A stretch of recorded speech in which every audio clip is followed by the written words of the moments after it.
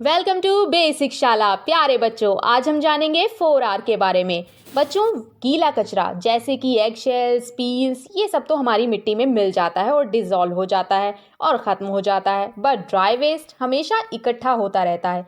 अब ज़रा सोचिए कि अगर ये टूटे कांच, कोल्ड ड्रिंक की bottles, papers, stapler pins, chocolate और चिप्स के रैपर्स ऐसे ही इकट्ठा होते रहे तो शायद एक दिन चारों तरफ हमें ये कचरा ही कचरा और वेस्ट के माउंटेन्स ही माउंटेन्स नज़र आएंगे। क्या आप चाहते हैं कि आपके चारों तरफ बस कचरा ही कचरा इकट्ठा हो जाए? नहीं, हम में से कोई भी इतनी गंदगी में नहीं रहना चाहेगा। तो इसके लिए हमें कोशिश करनी होगी इस ड्राई वेस्ट को कम करने की। ड्राई वेस्ट को कम करने के लिए हमें 4R का यूज़ करना पड़ेगा। जी हाँ, ये वही R है, R फॉर रैबिट वाला। आइए जानते हैं ये 4R यानी कि 4R क्या हैं। पहला R यानी कि रीड्यूस। रीड्यूस का मतलब है कि हमें उतना ही सामान खरीदना चाहिए जितना हमें ज़रूरत है। इससे हमारे घर से निकलने वाला वेस्ट भी कम हो जाएगा।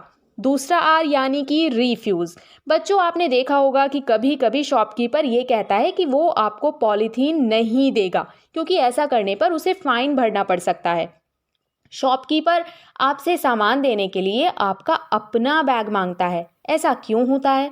बच्चों, अगर आप रोज़ मार्केट जाते हैं तो वहाँ से अपने साथ कम से कम 5 पॉलीथीन बैग्स लेकर आते हैं।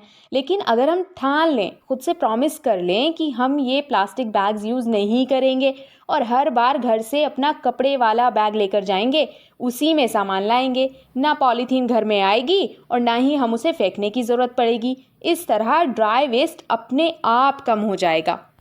तीसरे R का मतलब है रीयूज़, यानी अगर एक प्लास्टिक की बकेट टूट गई है तो हमें उसे डस्टबिन में ना फेंककर घर में डस्टबिन की तरह यूज़ कर लेना चाहिए। पेप्सी कैन के खाली होने पर उसे कलरफुल पेपर्स लगाकर पेन होल्डर की तरह रीयूज़ कर लेना चाहिए। इससे हमें ये प्लास्टिक डस्टबिन में नहीं फेंकना पड़ेगा और हमारा ड्राई वेस्ट कम हो जाएगा। हमारा लास्ट R है रीसाइकिल। साइकिल यानी गोल गोल घूमकर उसी जगह पहुंचना जहां से हमने चलना शुरू किया था। मान लीजिए आपके घर में कांच का ग्लास था जो टूट गया। अब आप उसे डस्टबिन में फेंकने के बजाय स्क्रैप डीलर यानी कि कबाड़ी वाले को दे दीजिए। अब कबाड़ी वाला टूटा कांच फैक्ट्री को दे देगा। फैक्ट्री में टूटे कांच को क्लीन करके, फिल्टर करके, गर्म करके मेल्ट किया जाएगा और इस बार या तो इस मेल्टेड कांच से ग्लास ही बना दिया जाएगा या फिर इस बार कांच की प्लेट, कप, बोल या फिर कुछ और बना दिया जाएगा। अब फैक्ट्री ओनर मार्केट में किसी शॉपकीपर को ये नया सामान सेल कर देगा। अब आप मार्केट जाएंगे और शॉप से उसी कांच का नया सामान खरीद लाएंगे जो आपसे टूट गया था। तो बच्चों, आपने देखा कि कैसे हमने टूटा कांच डस्टबिन में नहीं फेंका और वो कांच गोल गोल घूमकर एक साइकिल बनाकर वापस से हमारे पास ही आ गया। इस तरह हमने वेस्ट को कम कर दिया। तो बच्चों, आज तो हमने जाना 4R के बारे में। नेक्स्ट वीडियो में हम शुरू करेंगे अपना क्वेश्चन आंसर सेशन। तब तक आप कहीं जाइएगा मत, बने रहिए हमारे साथ, देखते रहिए बेसिक शाला।